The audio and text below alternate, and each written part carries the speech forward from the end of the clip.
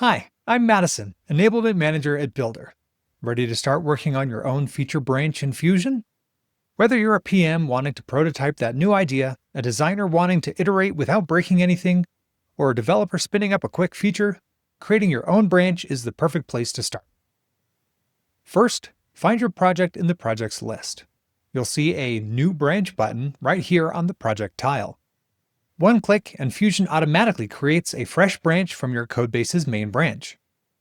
This gives you your own isolated workspace where you can experiment freely without affecting anyone else's work. Fusion is now spinning up a new server with your project. In just a moment, you'll have your own live environment ready for visual vibe coding directly in your codebase. If you don't see your project yet, but know your team has already connected your repository to Fusion, just click the Connect Repo button instead. You'll be able to browse and connect to any repository available through the connection set up by your technical team. Once added, you can create branches and start building right away.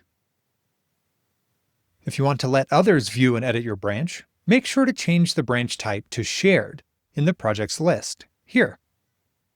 By default, only you can see the branches you've made. If you need to try out something completely new, use the prompt at the top to create an entirely new project from scratch. And that's it!